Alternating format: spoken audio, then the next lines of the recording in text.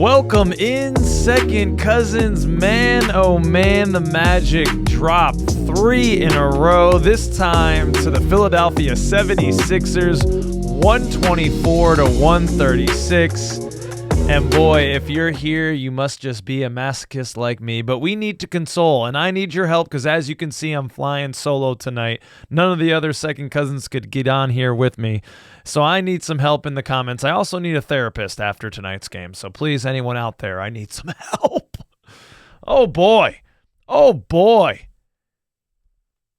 The Sixers had the 2 best players on the court tonight. Did not expect that going into this game. Could have possibly predicted Tyrese Maxey, been an all-star. You've seen him do it before. He goes for 43, 4 boards, 8 assists. Yeah, it took him 32 shots to get there, but who cares? The guy played 42 minutes. But boy, oh boy, I did not expect to see it. I know he's had a good preseason and a couple of damn good games. One of the top 3 rookie performances in their first game. But VJ Edgecombe, man, 26 points, 4 boards, 7 assists. This guy's a baller. This guy is legitimate. The Sixers really got one in him, man. And if Paul George or ever gets healthy again and Embiid ever gets healthy again, they got McCain coming back. Yeah. That's a squad right there for sure. But I'm super impressed by VJ Edgecombe. I thought he was, I'll stand by that comment. 2 best players on the court. And then come our guys, who we'll talk about in just a second. But as a 20-year-old rookie, outshining pretty much any of our players, that's impressive, man. He looked under control, had a variety of things happening. I mean, just composure with the dribble, change of pace, change of speeds, both hands, shot the 3, dished the rock, played defense, had chase down blocks on Paulo. Like, that kid is good. And I'm jealous. Okay? All right, I'm a little jealous. Our Orlando Magic, man, we haven't had a guard like either of these guards. You let me know in the comments. I don't know, like what? Steve Francis, maybe? I don't know. Jameer wasn't like that. Damn. We made Adam Bona look like freaking peak Dwight Howard, though, right? Just give the guy his Defensive Player of the Year trophy, right? He's in the running. Please tell me Bona's in the running, right? He must be. God. He made Wendell Carter. He sunned him multiple times. Wendell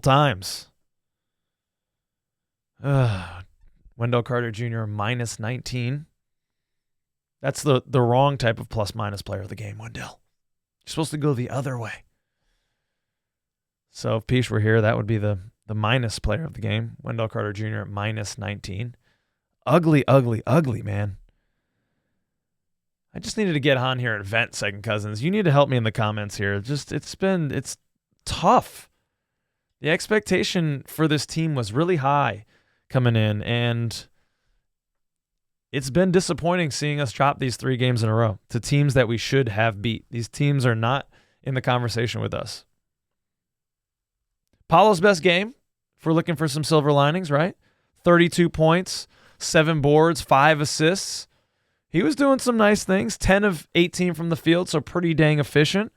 But again, I don't know. He didn't impose his will like we've seen in games. He wasn't a force in this game until a little bit in the fourth quarter, which I want to talk about in just a second.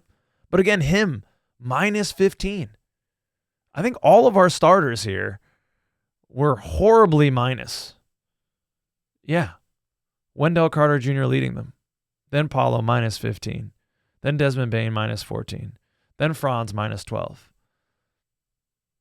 Our starters got owned against a starting lineup that featured a gentleman named Jabari Walker, who I thought was like a combination of guys that I remembered from basketball, but he's none of them.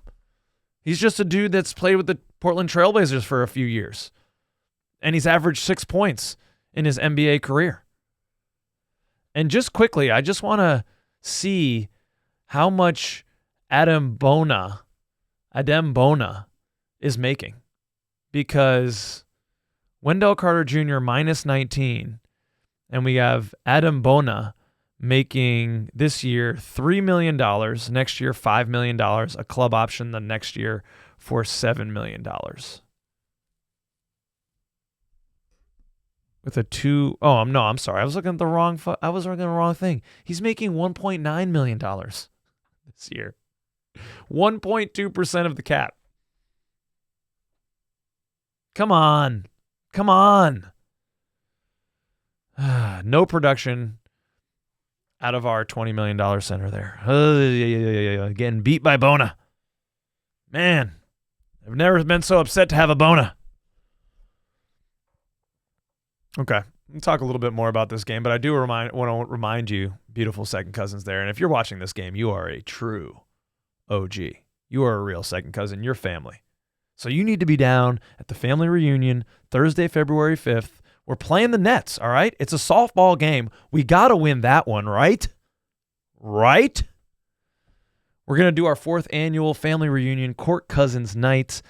We are renting a suite. It's going to be awesome. We always do tons of giveaways, and tickets are only $100 to get in the suite. But here's the thing. We're only going to sell 16 to 18 tickets, and we already got 9 accounted for. That means there's a max of 9 available. So if you want to get in, check the details or the info in the details of this video for all that information. All right, you basically got to Venmo me and then send me an email so I can put you on the list. Make sure you get your individual ticket. We're all going to meet in the suite. It's going to be a damn good time. We're still going to have some laughs, all right? Not going to let this get me down. I still have faith in this team. Second cousins, I still have faith. I was excited. I even tweeted today. I know they've been playing like dog shit, but I'm excited to watch this team play tonight. And it was really hard. It was really hard, especially when I saw more bitching about the calls. The constant complaining, the body language. Gentlemen, we're professionals. Okay, I'm a teacher. I can't flip my shit when kids are being rude to each other and rude to teachers and professionals. We got to stay calm. You can do it. You can do it. And what the hell do you want the referees to do? They gave you 32 free throws. We went to the line for 32 shots. The ref can't put the ball in the basket for us, guys. What else do we want exactly from the referees? We shot 68% from the line. That has nothing to do with the Zebras. The only stripes that are impacting that are the ones on our jerseys. So we need to take a long, hard look in the mirror, because we missed 12 free throws and we lost this game by 12. Okay?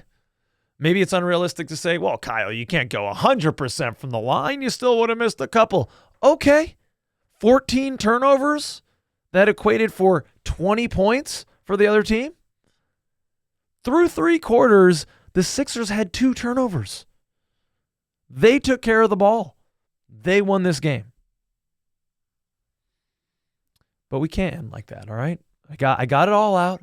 Woo-thaw. Woo-thaw. Okay? I got all of that out. And there were I did see a flash.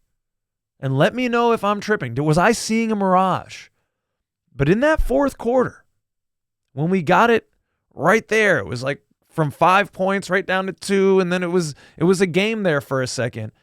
It looked like the Magic that I knew, the Magic team that can win. We had recaptured a little bit of our identity for just a moment, but then it was gone almost as quickly as it appeared.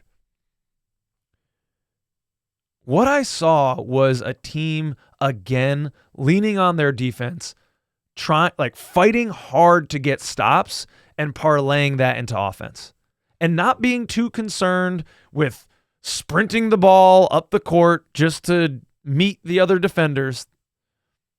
There was more deliberateness to it. That was when Paolo was getting some more touches. That looked more like the Orlando Magic that I'm used to seeing. And I was excited about the pace in the preseason. But, boy, that excitement is wearing off. That new car smell is doo-doo now. And I'm not so sure that this is really the style for us. Then we might say, oh, Kyle, it's not enough data. We don't have enough to really make that conclusion, Kyle. I don't know.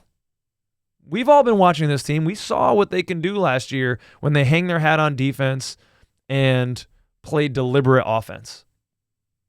We're a good team. And if you add Desmond Bane to that team, I think we're winning games. But there seems to be this really huge emphasis on pace. Like, guys are taking the ball out of the basket and just like Wendell's almost fallen over himself a couple times trying to just inbound the ball as fast as possible and just push the ball up the floor. And we've gotten a couple buckets like that, but honestly, I think it's playing more into the strengths of our opponents. And we're not getting our defense set a lot of times. So I'm not really sure that this is the way that we should play. And I get it, right? The Pacers just went to the finals. They had really good pace. The Thunder had really good pace, right? Well, these are the teams that are in the chip. But wasn't it just like a season ago that we trounced the Pacers by like 50 points or something? Was that last season, the season before? Like, we can beat the Pacers. We've beaten the Pacers before. Because with those types of teams, we can bloody it up. We can slow them down. They don't get the 110 possessions that they're used to. They get 98 or 100. We get to the line, we own the boards, we own the paint, and we win the game. And adding Desmond Bane to that, a capable three-point shooter, another floor general, a guy that can get to the hoop, that's a winning team. And I think that's why I was so amped, and maybe you were too, Second Cousins, for this season, because it's thought, all right, we're just plugging in Desmond Bane, and we're about to go, baby. But not really. It looks like we're really changing the way that we play, and it's having a negative outcome. So there's got to be some type of balance. If we do want to increase the pace, okay, fine. But not at the detriment of our style of play. We got to hang our hat on the defensive side. And yes, sure, when that defense turns into offense, let's make sure that we capitalize and get those buckets. But that doesn't mean the whole game we have to play at a breakneck speed. Doesn't seem to be working for us. Does not seem to be working for us. So we'll see. What's Mosley going to do? What's his coaching staff going to do? A lot of people in the Orlando Magic social media sphere want to turn up the heat on Coach Mosley. I'm not quite there. He's got this season, ladies and gentlemen. Nothing's happening. All right? But what is he going to do? He's seeing it. He's far more erudite than me when it comes to basketball. So I trust that he's seeing exactly what I'm seeing, even to a greater degree. And so what's going to be the shift? What are we going to do? Because our star, Paolo Banchero, even with 32 points tonight, looks like kind of an afterthought out there. Doesn't really seem to be in the flow. Doesn't really seem to be meshing with this style. And even on a game when he gets 32, he's minus 15. Yeah, I don't like it. I don't like it. And I also don't like that I didn't see any Tristan da Silva tonight, or enough of. All right, I know it wasn't his best game, but okay, we want to get the Rook in there. You want to get Noah Penda in there. Give him a minute. I guess so. But, man, we just lost 2 games, Coach. Like, is this the time to be experimenting? Noah Penda's getting in there over Jonathan Isaac again. Like, where's Jonathan Isaac? What's going on there? Is this just a loss now? Is this a lost cause? We're just going to eat that money. Why did we sign him? I'm confused. But Tristan da Silva's been balling, man.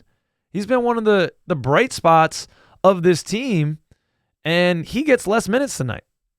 He only gets, let's see here. There he is. Tristan da Silva, 15 minutes tonight. I mean, Noah only got 7, but that's 7 minutes that we could have given to Tristan da Silva. I would have liked to see him out there for 22. He had no points, but he's plus 9. He's active.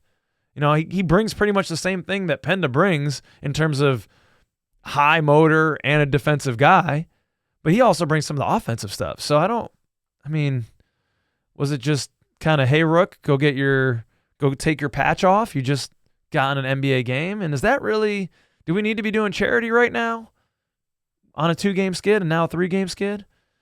Ooh, I do not like it. I do not like it, Sam I Am. I do not like losing to the fucking 76ers. And it doesn't get easier. Wednesday, we got the Pistons, who are a team that many say going into this season was going to be right there with us, top of the East. So that's going to be a challenge in a way that I did not think these 3 prior games would be a challenge. So we'll see. I think we have the Hornets after. I thought that was going to be a gimme, but I'm at a loss. I don't really know what a gimme is. We look identityless right now, and I don't like it. I want that defensive identity back. I want us to play a more deliberate offensive ball game, and I want to see it doesn't feel like the team. It doesn't feel like the team. All right, well, let me know. How are you feeling, Second Cousins? If you're still here, thank you so much. Make sure you're liking and subscribing. We're trying to get to 2,000 subscribers. So if you've been watching videos this season and you're enjoying it, you're getting some laughs, hey, help us out. I think like 60% of the people that watch the videos are not subscribed. We're at 1,850 or so. We need like another 100 or 50 people to get to 2,000. That would just be a fun milestone for us, and we appreciate it if you could do us that service. Doesn't cost you a thing. And man, oh man, hopefully when we get together on Wednesday evening, it will be with a better result. Until then, Second Cousins, thanks as always for coming for Peach, and peace out, everybody.